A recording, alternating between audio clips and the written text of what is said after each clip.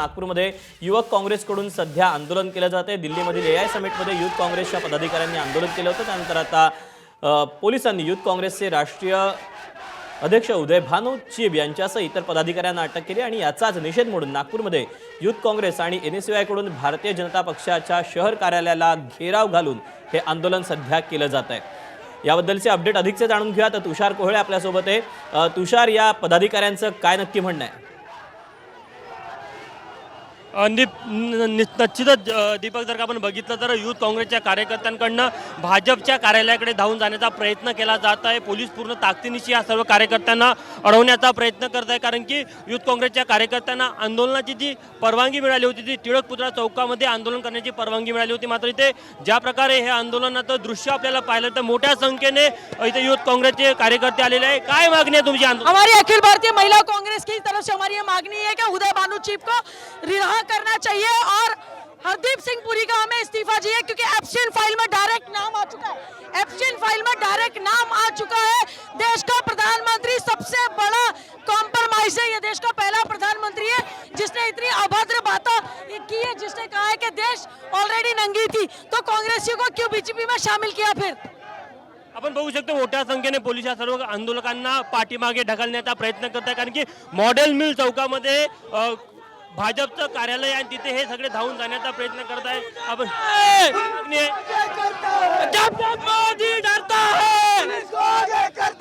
मागणी काय? उदय भानु चिब यांना जी अटक केली आहे ते निषेधार्थ आहे। आज चीफला जो अटक झाली आहे, 4 दिवसापासून चीफ अध्यक्षांना, आमच्या अध्यक्षांना अटक केली आहे, ती अटक संविधानिक नसल्यामुळे आम्ही तीव्र विरोध करून राहिलो आहे आणि आमची मागणी आहे की लवकरात लवकर ज्या लोकांना त्यांनी अटक केलंय, ज्याच्या संविधानिक काही असर नाही आहे, त्या लोकांना अटक करून या लोकांनी खूप मोठा संविधानाचा अपमान केला।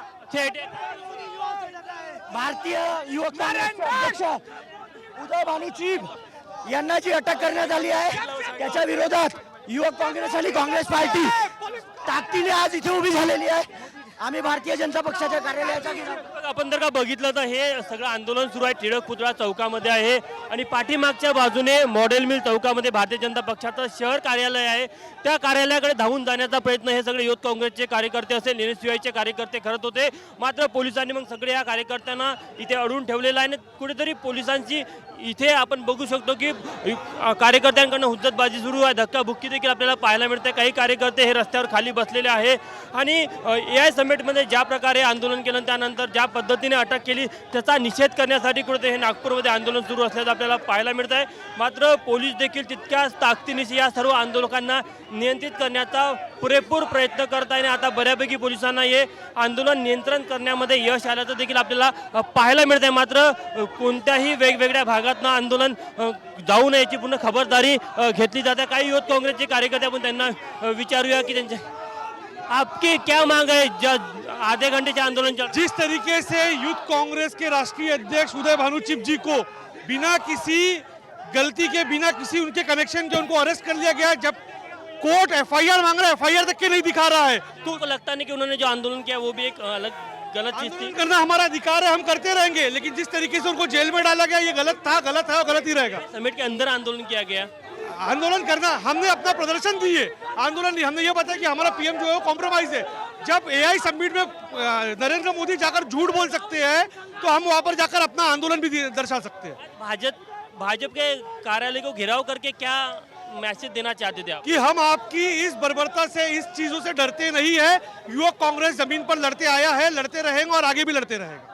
आपण बघू शकतो की मोठ्या संख्येने या युवक काँग्रेसच्या कार्यकर्त्यांना पोलिसांकडनं अडवून ठेवलं गेलं जात आहे। काही कार्यकर्त्यांना आता ताब्यात देखील घेण्याचा प्रयत्न आहे, मात्र पोलिसांना देखील मोठी कसरत इथे करावी लागत आहे। धक्काबुक्की देखील पोलिसांसोबत सुरू आहे आणि निश्चितच आणखी पोलिसांचा फौजफाटा इथे वरिष्ठ अधिकाऱ्यांनी मागवलेला आहे। त्यामुळे निश्चितच ही संपूर्ण परिस्थिती आणखी काही वेळात नियंत्रणात येईल असं बोललं जात आहे। मात्र सध्याच्या परिस्थितीमध्ये तरी आंदोलक आणि पोलीस यांच्यामध्ये मोठी हातापाई होताना आपल्याला पाहायला मिळत आहे। तुषार, हे जे आंदोलन होतं हे नियोजित आंदोलन होतं की हे अचानकपणे करण्यात आलेलं होतं? निश्चितच जर का आपण बघितलं तर पोलिसांना या आंदोलनाची विशेष कल्पना नव्हती। आंदोलन नेहमीप्रमाणे त्यांनी आंदोलनासाठी परवानगी मागितली होती, मात्र टिळक पुतळा चौकामध्ये आंदोलनाला परवानगी दिल्यानंतर हे सर्व युथ काँग्रेसचे कार्यकर्ते मॉडेल मिल चौकाकडे धावून जाईल याची कुठेही माहिती पोलिसांना नव्हती आणि तिथेच मग आंदोलन पूर्णपणे एकाएकी पोलिसांवर हावी झाल्याचं आपल्याला पाहायला मिळतं. आपण बघू शकतो की मोठ्या संख्येने पोलिसांचा जो फौजफाटा या आंदोलनाला नियंत्रण करण्यासाठी असायला पाहिजे होता तो आपल्याला पाहायला मिळत नाही. आंदोलकांची संख्या जरी मर्यादित असली तरी पोलिसांचा त्यामुळे एकंदरीतच आता या युवक काँग्रेसचे जे कोणी पदाधिकारी आहेत, कार्यकर्ते आहेत, यांना आता शांत करण्याचं एक मोठं आव्हान पोलिसांसमोर असणार आहे. पोलिसांना कशा पद्धतीनं यश येते पाहणं महत्त्वाचं असेल. या आंदोलनाकडे आपलं लक्ष असेल. एबीपी माझा, उघडा डोळे बघा नीट.